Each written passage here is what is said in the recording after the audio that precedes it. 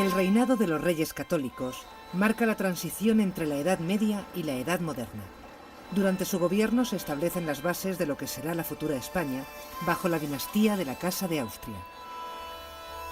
La fractura social de Castilla, motivada por la debilidad política de Enrique IV y por la rivalidad de los bandos nobiliarios, desemboca en una situación de crisis. El bando que apoya a Isabel, hermanastra del rey, inicia una serie de acusaciones y calumnias sobre la impotencia de Enrique y la supuesta ilegitimidad de su hija Juana, que representa el otro bando que lucha por la sucesión. Tras el acuerdo de Toros de Guisando, Enrique IV reconoce a Isabel como heredera del trono de Castilla. Isabel es una mujer con un gran sentido político, que desde un principio no se deja dominar por los nobles ni por los privados del rey. Para fortalecer su posición, decide contraer matrimonio con el infante Fernando, heredero del reino de Aragón. A la muerte de Enrique IV, Isabel se proclama reina de Castilla en Segovia. Lo primero que hace es crear un sólido bando con todos sus partidarios y perdonar a los que se unan a ella. Por otra parte, Juana, apodada la Beltraneja por sus enemigos y rival de Isabel, se casa con el rey de Portugal. Sus tropas invaden Castilla, por lo que el reino se sumerge en una guerra civil que se prolonga durante 6 años. La contienda hace que Isabel otorgue a su esposo poderes tan amplios que permite a Fernando actuar como rey de Castilla. Desde este momento, todos los textos oficiales son redactados en nombre del rey y de la reina. A la muerte de su padre, Fernando se convierte en rey de Aragón e inflige una dura derrota a los portugueses y a los nobles castellanos partidarios de Juana, que pasará el resto de sus días recluida en un monasterio portugués.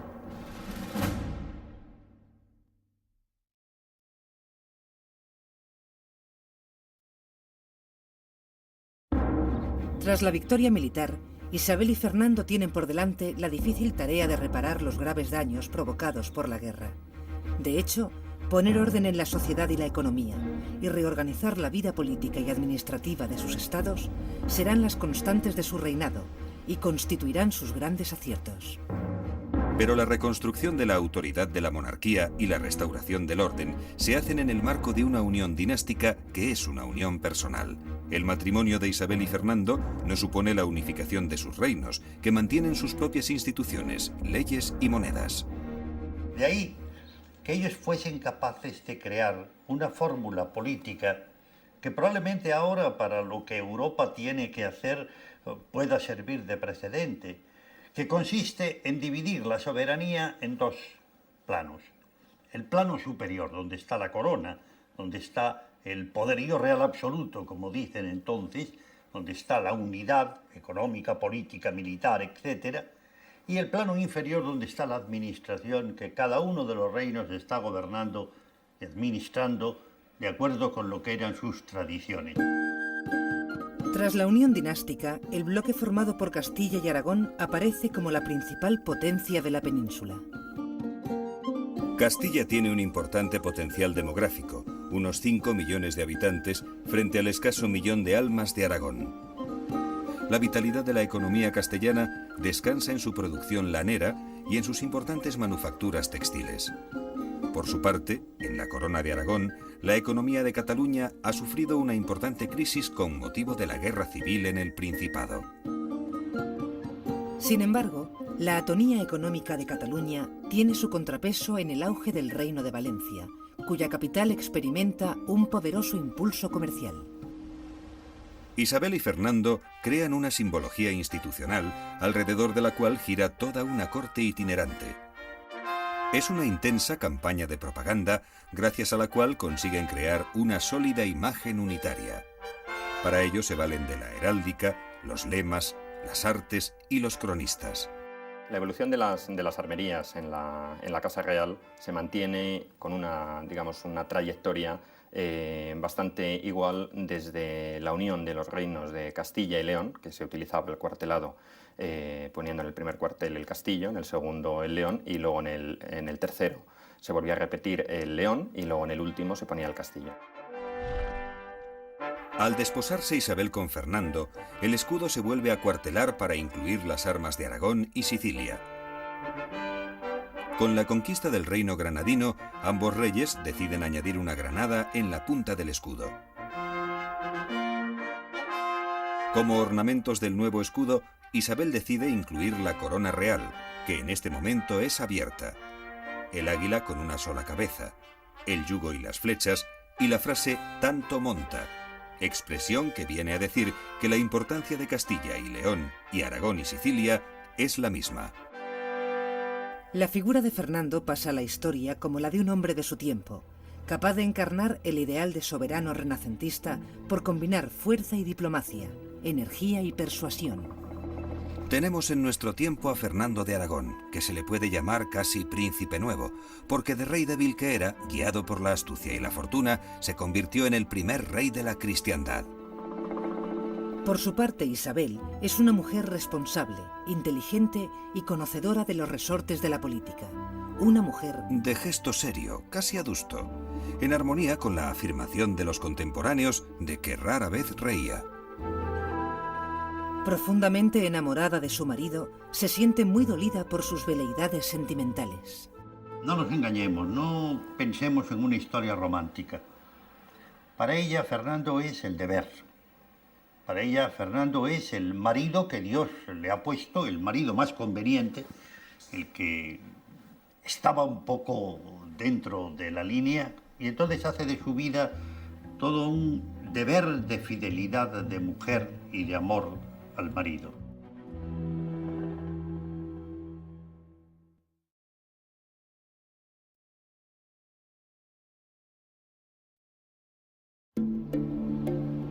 El mayor problema al que se habían enfrentado todos los Trastámara fue el legitimar su poder a través del apoyo de las grandes familias nobiliarias. Esto solía desembocar en inestabilidad y guerra civil. Los reyes católicos optan por no comprometerse con ningún bando, de forma que mantienen el estatus económico y los privilegios de los nobles, pero los alejan de la administración. Su estrategia consiste en contentar a todos, incluso a sus enemigos, a través de una política de pacificación y conciliación.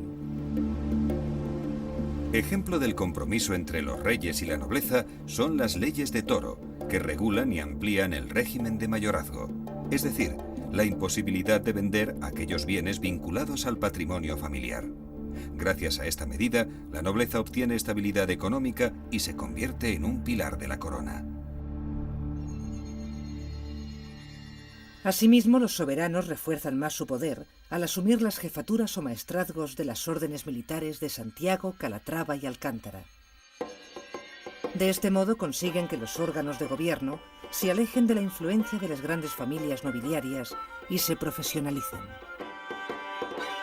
Para encontrar personas con formación que dirijan las modernas instituciones, los soberanos fundan las universidades de Alcalá de Henares, Valencia y Sevilla, que serán las encargadas de formar a los secretarios reales y a toda una burocracia de letrados y contadores que proceden de las filas de la baja nobleza.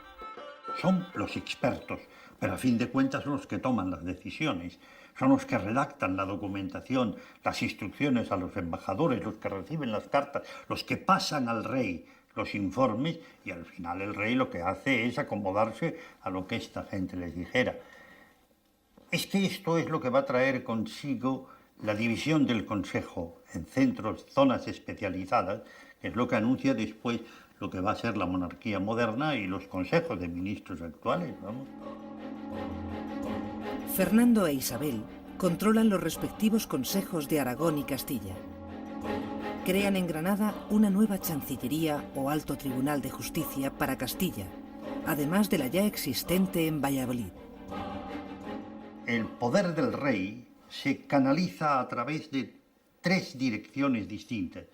Hay un poder legislativo que corresponde a las Cortes, hay un poder judicial que corresponde a la Audiencia o al Consejo de Justicia y hay un poder ejecutivo que corresponde al Consejo Real. El rey gobierna a través de estas instituciones y no interviene más que en muy contadas ocasiones. Para controlar las ciudades, los reyes potencian en Castilla la figura del corregidor, funcionario nombrado por el rey con atribuciones en la administración de justicia y el orden público.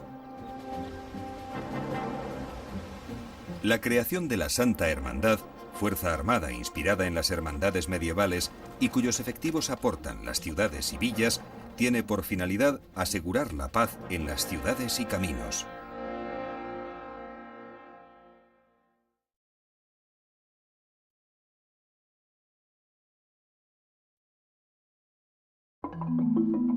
A mediados del siglo XV, Juan de Gutenberg realiza los primeros experimentos en Alemania con una máquina de caracteres móviles que enseguida se conocerá como imprenta. La repercusión de este invento es fundamental. Gracias a ella, ideas, libros y noticias pueden estar al alcance de muchas más personas.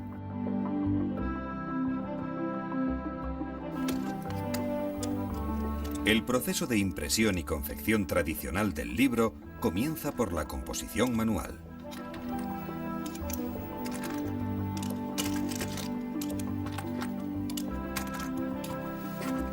El tipógrafo, teniendo el original de lo que se va a componer delante, va cogiendo los tipos de letras de la caja tipográfica y conformando las líneas de texto según el diseño previo.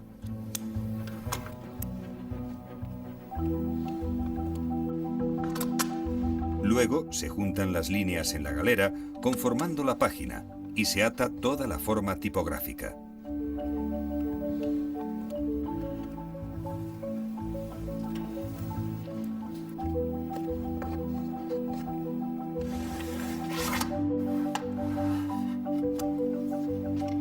Cada página es entintada individualmente para una tirada de prueba.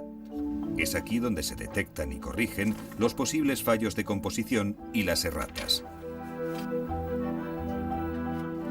Posteriormente, se encuadra dentro de la rama tipográfica, es decir, dentro de todas aquellas páginas que van a ser impresas en una misma cara del pliego y a un determinado color.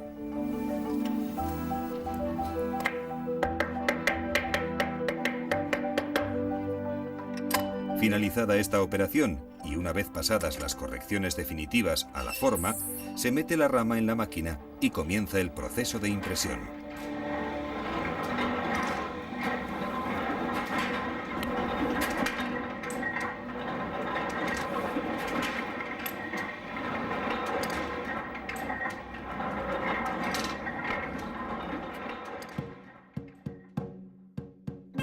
El auge de la imprenta y la hegemonía castellana sobre los demás reinos provocan que en estos años se vaya extendiendo el uso del castellano. Isabel y Fernando reúnen en torno a la corte un gran número de humanistas italianos y españoles, como Antonio de Nebrija, que escribe la primera gramática de la lengua castellana.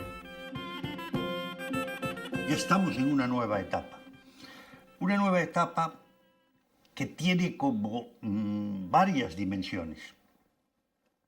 Tiene una dimensión, lógicamente, que es de literatura caballeresca, en la época de la Amadís de Gaula.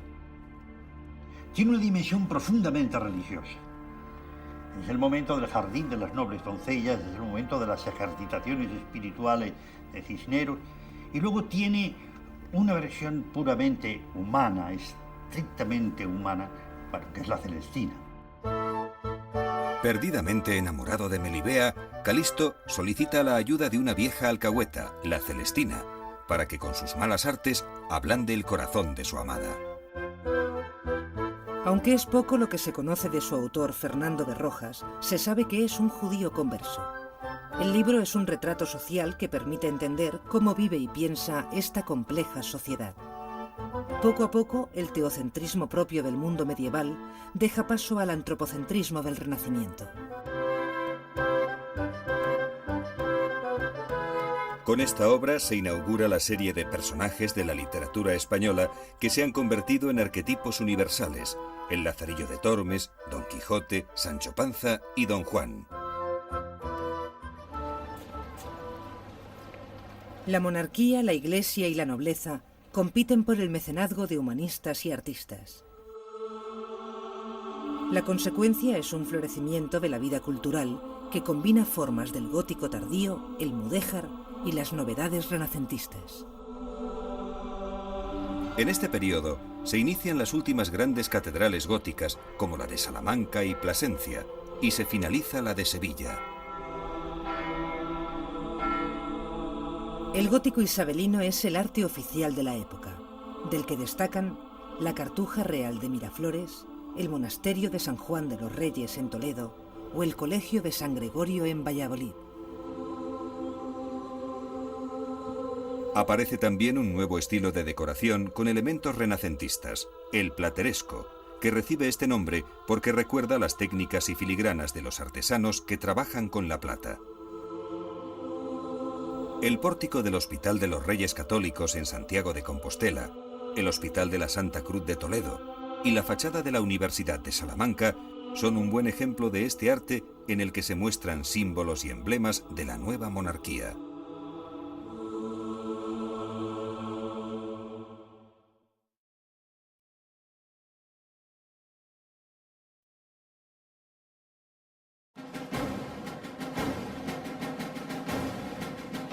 La política exterior de la monarquía de los Reyes Católicos viene definida por los intereses de las dos coronas.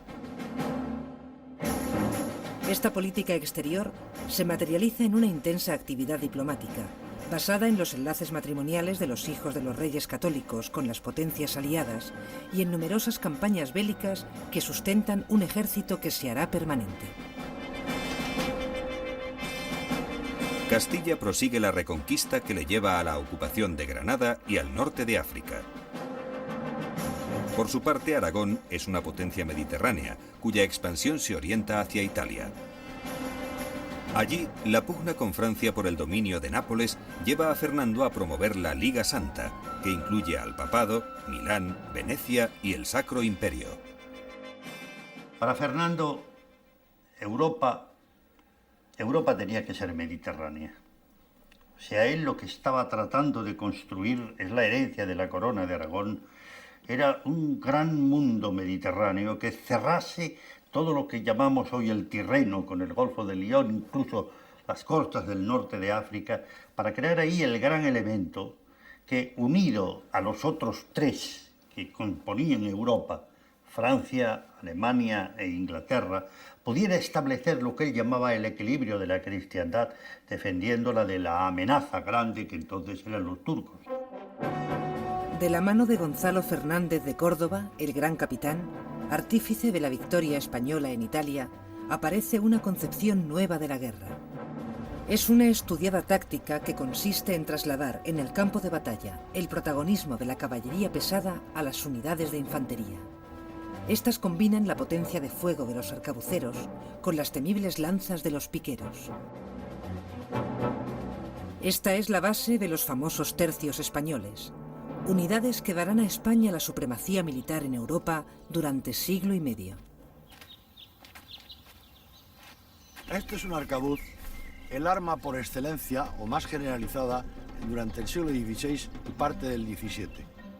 Tenía la caja, porque esta pieza de madera mal llamada culata, su nombre en armería es caja, que se compone de la caña o afuste, la garganta, hueco de la llave y la cureña. Y la parte terminal recibía un nombre bastante eufónico, la coz.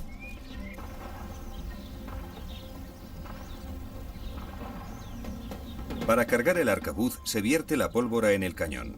Luego se introduce la bala, que se afirma con varios golpes de baqueta.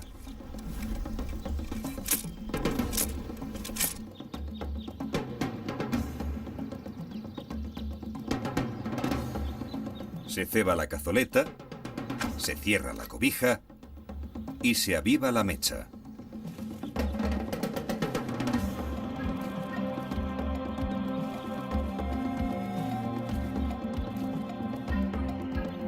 Ya solo queda apuntar y disparar.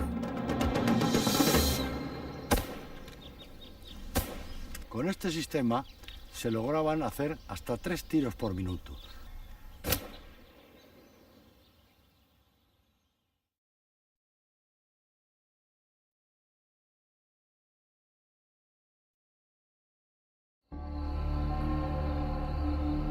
...1492 es una fecha clave para la historia de España. En este año se suceden 3 hechos decisivos. El fin de la Guerra de Granada, que supone la culminación de la Reconquista, la expulsión de los judíos de España y el descubrimiento de América. En tiempos de los reyes católicos, el territorio del Islam peninsular se reduce al reino de Granada, gobernado por la dinastía nazarí. Fundado en el siglo XIII, su pervivencia durante más de 200 años solo se explica por los grandes tributos en oro que pagaban a los reyes de Castilla. En este momento, su población es de casi 750.000 habitantes.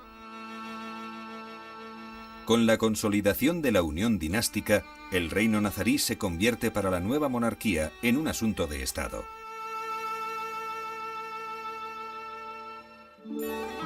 Es una larga guerra de asedios en la que las tropas de los reyes católicos hostigan al reino granadino.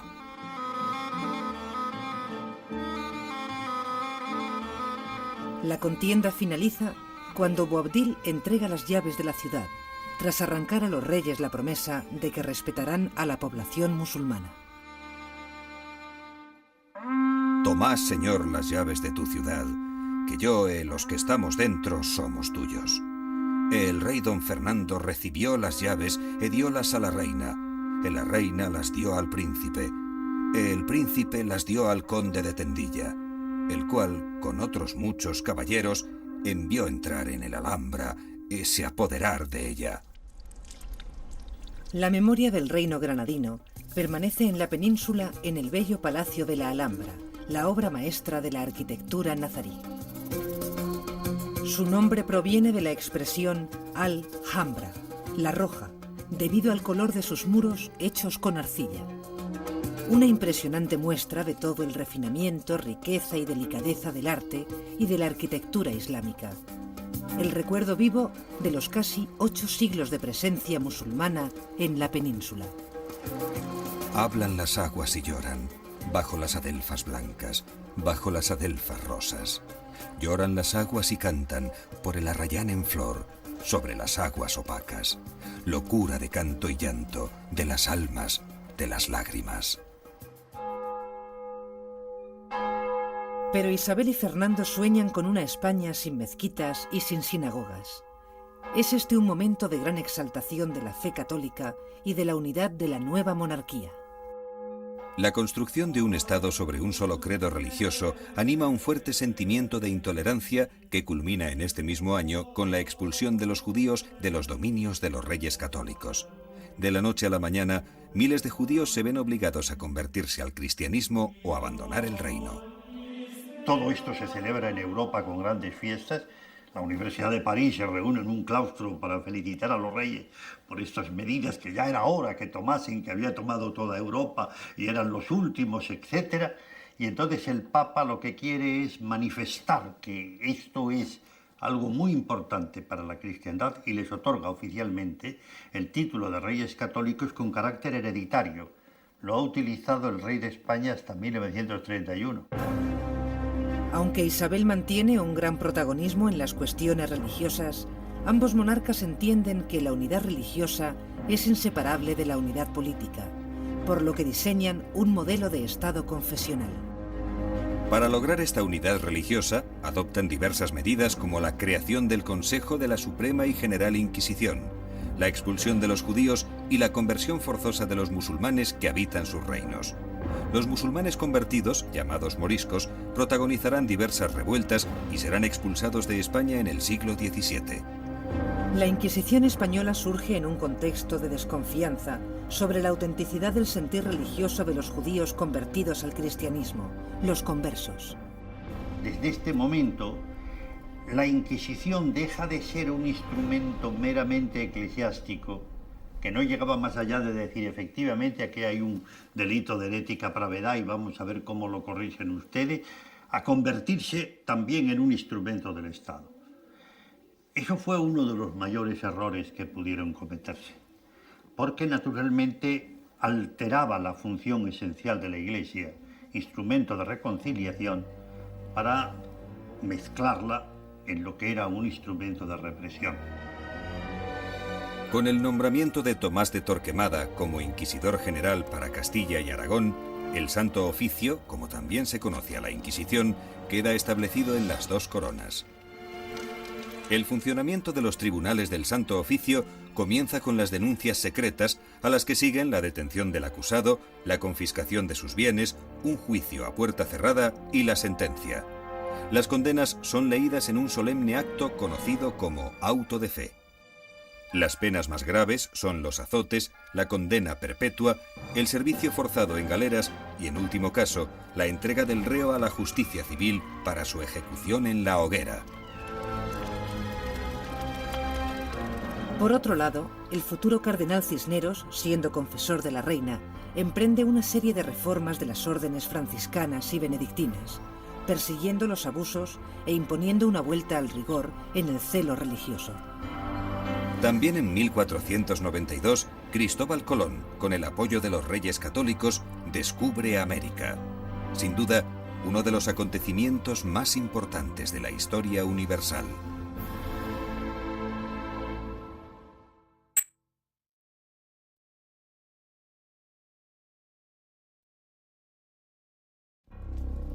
Tras la muerte de la reina Isabel, la unión dinástica entre Castilla y Aragón se tambalea.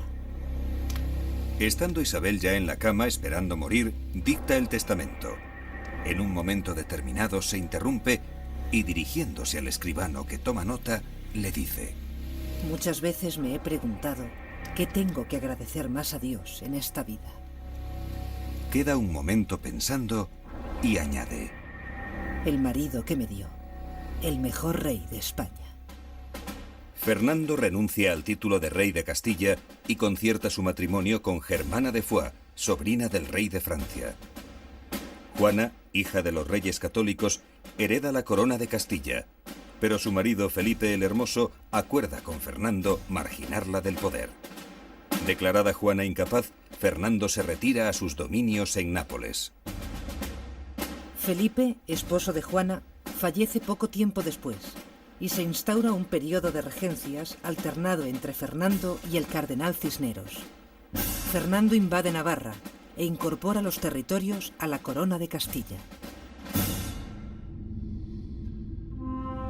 Tras una ardua labor política, Fernando fallece y deja una poderosa monarquía de alcance europeo lista para asumir el desafío de la expansión ultramarina. El heredero, su nieto Carlos, será el primero de una nueva dinastía, la Casa de Austria.